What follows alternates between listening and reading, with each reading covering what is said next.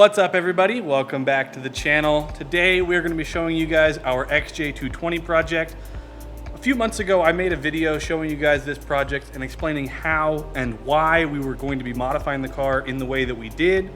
If you guys haven't seen that video, I will link it down below. Go check it out right now. So at the end of that video I said this. Now that we've got the engine back in and the car is over on Martin's side of the shop, Martin can start to get to work on the exhaust and the intake for this car. So that'll be the next video and we'll see you guys then. So as promised, today's video we're going to show you guys the intake and exhaust modifications that we made to this car. So let's get right to it.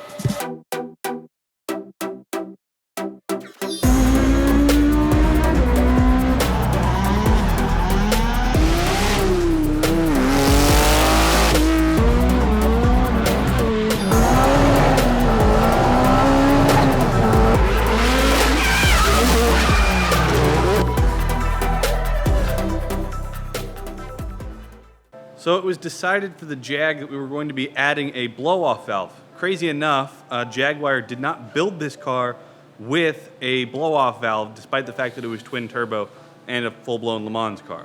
After talking to the client a bit, instead of using aluminum like the original tubes, it was decided that we were going to use titanium to make it look a little bit more fancy. You know, if we're going to be modifying the car, you might as well go all the way. And Martin has been working on doing the actual titanium work for the intakes. So unlike the factory setup in this car, we're actually now adding a crossover tube to equalize the pressure between the two turbo systems and keep boost pressure the same on both turbos. One of the benefits to running titanium for this system, outside of how awesome it looks, is that titanium has less thermal transfer than aluminum. So that means the hot air coming off the intercooler, if the car is being run hard on track, is not going to transfer as much through the actual intake system and to the blow-off valve area over the crossover tube.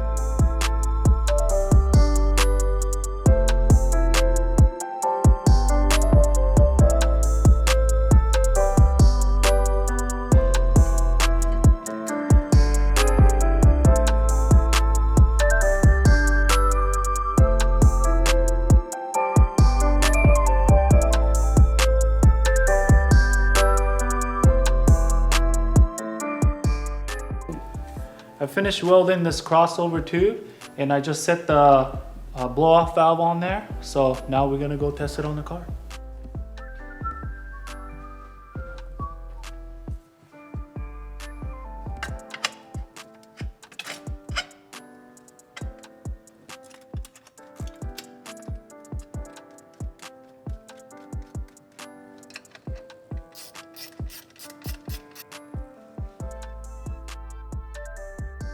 As you can see, the crossover tube is installed and seems to fit good and look good. So we're gonna move on to the next thing. What I'm doing next is to finish off the intake part of this turbo upgrade. Originally, intake tube was right here in front of this hot oil tank. This is a dry sump tank and also a really hot manifold right here. So Steve and I came up with it the other day. We're looking at different kind of configuration and we figured out that, you know, hey, why don't we just turn it to the side and basically push it in front of this, well, behind the intercooler.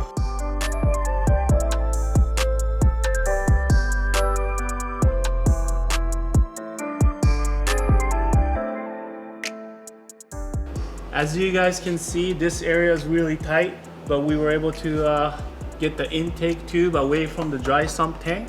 Intake filter behind the intercooler like we talked about, and we got a wrinkle coat finish on it and everything is installed. So we just matched this side with the other side. We didn't have too much issue with this side, but everything's looking good. Now that I'm done with the intake, I'm gonna move on and start making exhaust. So when designing and building the exhaust system for this car, we had to keep a couple of things in mind. First of which is that the XJ220 engine is an uneven fire V6, which naturally means that the engine is going to have kind of a choppy sound from the exhaust, no matter what we do, because of the uneven pulses of the exhaust air. Despite this, Steve still asked Martin to build everything as much equal length as physically possible on this car, which would be interesting because the turbos are actually not equal to each other on both sides of the engine. They are a little bit offset, which meant that the downpipe would have to be made a little bit different in length from side to side. Of course, the first step to any good turbo exhaust system is a good quality header. Now, this car actually came with really nice cast stainless steel headers, so we left those in place, like Steve said in the last video, and Martin now is going to be working on the downpipe coming off the turbo.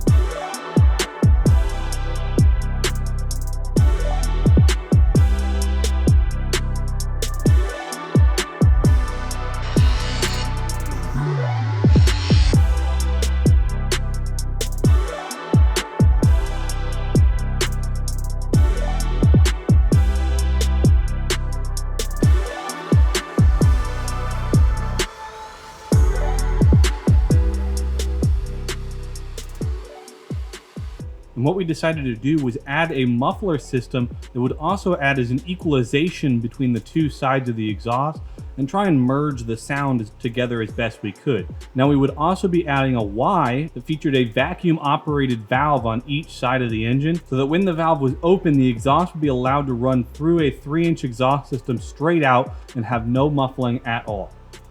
However, when the valve was closed, the exhaust air would be forced to go through the muffling system and merge together and give us a nice, smooth, quiet sound, or at least as much as we could with the uneven fire engine.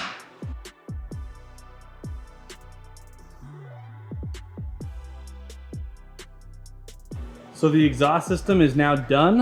What do you guys think? I am definitely excited to hear what this car sounds like. I think it's gonna have a really unique sound. You know, the combination of the unequal fire V6, but a perfectly equal length exhaust system, both with the muffling system and with the straight through. I think it should have two really exciting modes that both give a different dynamic to the sound. Definitely really excited to hear what it sounds like. So that's gonna be it for this video. In the next one on this car, we're gonna talk about the finishing touches to make this car run and hopefully have our first startup. Thank you guys so much for watching. I'll see you then.